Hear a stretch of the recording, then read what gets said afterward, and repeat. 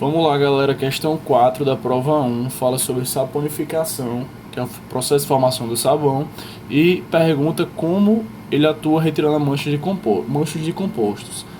Vamos falar aqui, primeiramente, todo o assunto que envolve a saponificação, a água dura, formação de espuma, certo? A ação de micelas, a diferença entre sabão e detergente, e fechar com a resposta, que não é tão complicada assim, certo? Beleza. O primeiro ponto que a questão não falou aqui, que eu acho que é bom da gente somar, é para falar que o sabão é formado por um óleo e uma base forte. Esse óleo, ele é um triglicerídeo. Triglicerídeo que a gente vê muito quando estuda macromoléculas, certo? Em bioquímica. E aí, o triglicerídeo, vale lembrar, ele é um éster, certo? Como vocês estão vendo aqui. E é formado por um ácido graxo, que é um ácido de três cadeias, certo? E um glicerol, beleza? Sendo assim, você vai estar somando aqui um ácido carboxílico com um álcool no processo de esterificação, certo?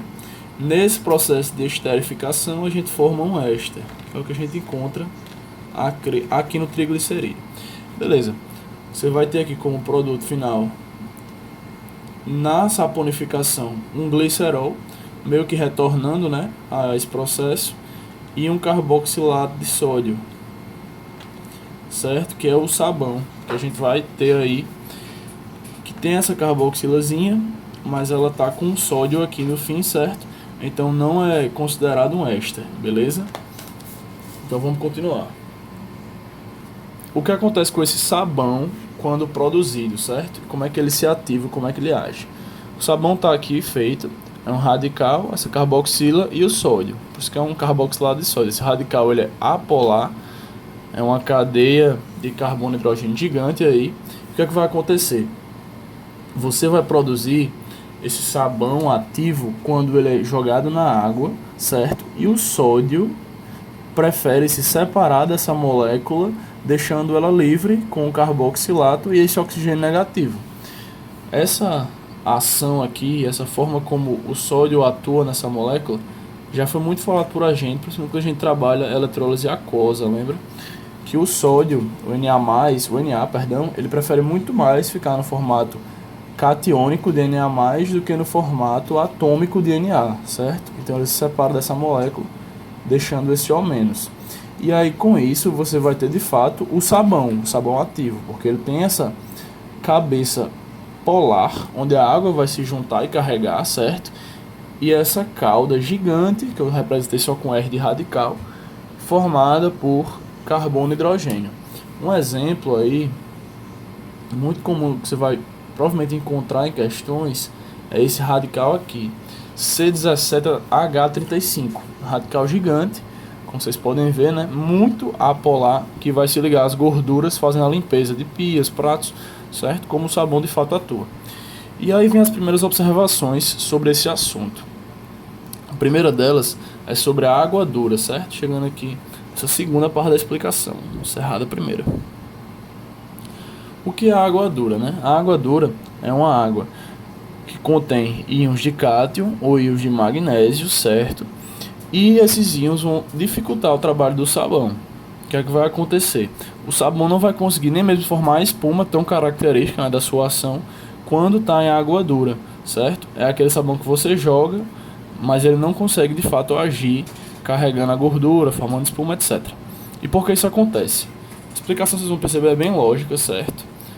Está da seguinte forma: você tem o seu sabão no seu formato atômico antes do Na+ se separar dele, só que a diferença, quando ele for jogado na água, essa água vai ter esses íons de cálcio, esses cátions de cálcio. Com isso, quando ele se separar na parte, né, que ficaria só o oxigênio negativo e no sódio, você vai ter aqui só uma ligação simples, certo? OMG. Então isso aqui você vai fechar, né? Multiplicar por 2, porque essa carga do Mg é mais 2. Então você vai ter um composto agora que é apolar. Você não vai ter mais essa cauda, essa cabeça polar que você tinha aqui, certo? Com isso ele não vai ser carregável pela água, e aí já começa o primeiro ponto, certo? E essa calda, por mais que pegue a gordura, ela não vai conseguir realmente fazer a limpeza, porque a água não vai levar esse sabão. Vocês entendem? Então ela não vai conseguir se misturar, certo? Retirando a gordura, ela vai ficar ali no meio da gordura como se fosse mais sujeira, entenderam? Esse é um ponto muito importante que a questão poderia abordar, que o sabão na água dura ele não consegue se desfazer da gordura, ele se insere ali e fica como se fosse parte da sujeira, certo? Por que isso acontece? Porque ele não é carregável pela água, pois ele é apolar, beleza? Para finalizar aqui essa parte que eu falo sobre o sabão, é bom falar da formação da espuma, certo? Que é algo muito característico da ação de um sabão. Como é que isso ocorre? Primeiramente, é muito bom que você conheça esse desenho, certo? Isso aqui é chamado de micela. E a micela é a junção de várias moléculas do sabão.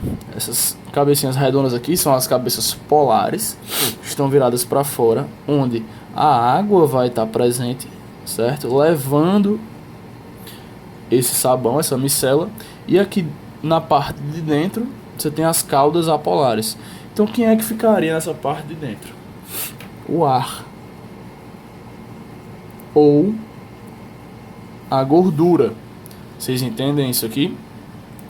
Por quê? Quem vai ficar encostando com a parte apolar é o que for apolar.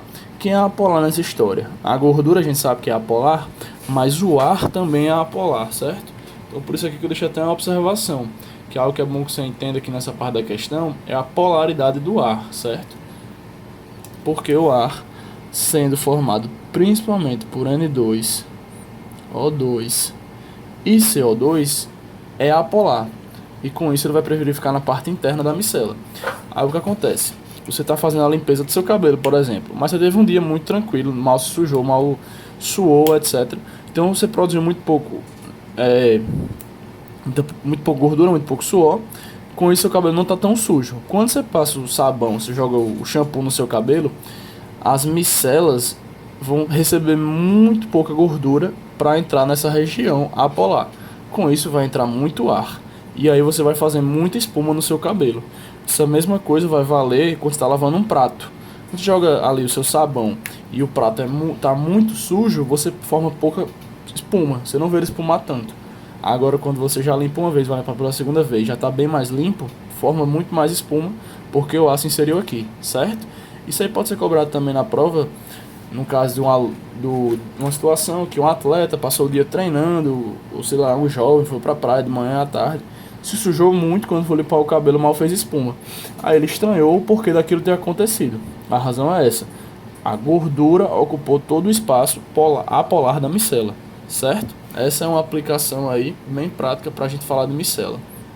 E agora, para fechar, vamos falar rapidinho aqui sobre a diferença entre o sabão e o detergente, que também pode ser cobrada na prova. Vamos lá, galera, para encerrar aqui, falar um pouco da diferença entre sabão e detergente, certo? Sabão, como a gente já falou, ele é um composto biodegradável, porque pode ser formado a partir de um óleo já utilizado, certo? E sempre de uma base forte. Vai sofrer com a ação da água dura, como a gente já falou, certo? Então vamos ver o detergente agora. O detergente, rapidamente, ele tem algumas diferenças que são boas de a gente pontuar para você lembrar. Ele é formado a partir de petróleo, certo? Então já se torna um composto bem menos biodegradável, porque vem de um combustível não fóssil. E sempre dá a adição de um ácido forte, geralmente o ácido sulfúrico. E aí vai ser formado um composto mais ou menos assim, certo? Com essa cadeia carbônica, um benzeno que faz parte da cadeia carbônica, e essa junção aqui do enxofre que vem do ácido sulfúrico, certo?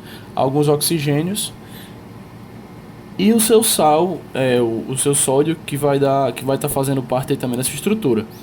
Qual é a grande diferença? Perdendo ou não esse sódio aqui, quando entra na água, ele continua com a cabeça polar muito grande, certo? Então assim, ele não vai ser afetado pela água dura. Esse ponto é muito, muito, muito importante, porque a gente sempre vai poder trabalhar sendo uma questão quando eu falar de limpeza de uma água dura, não vai poder usar o sabão. E é por isso que tem que ser usado o detergente. Essas são as vantagens do detergente. E a outra coisa aí é que ele pode ser ramificado, diminuindo ainda mais, certo, a sua taxa de decomposição. tornando ele ainda menos biodegradável, certo? E ecologicamente correto para o uso, ok? Então é isso para falar nessa questão. Vamos para a resposta, certo? Ele perguntou aqui, pediu para a gente falar o quê, né? Com relação ao processo de transformação do óleo em sabão, pode-se afirmar que o sabão retira manchas de compostos. E abre aí para as respostas. Então vamos lá, letra A. Apolares, compostos apolares são removidos, né? Pois as gorduras são removidas pela sua solubilização nas partes das moléculas constituídas pelos grupos carboxilados. Falso total. Os carboxilados são polares. Na letra B fala que os compostos apolares são os removidos, pois as gorduras são removidas pela sua solubilização na parte polar. Falso também, né? Gordura é apolar, não vai ser removida na parte polar. C. Apolares, pois as gorduras são removidas pela sua solubilização, mais uma vez não. D. Polares, pois é solúvel em água em função dos grupos carboxilados, também são polares. Verdadeira, essa é a resposta. E na letra E, polares, pois suas gorduras são removidas na parte apolar do sabão. Então não deveria falar aqui no começo polares, né? Se ele falasse apolar, estava correto, certo? Então é isso, letra D.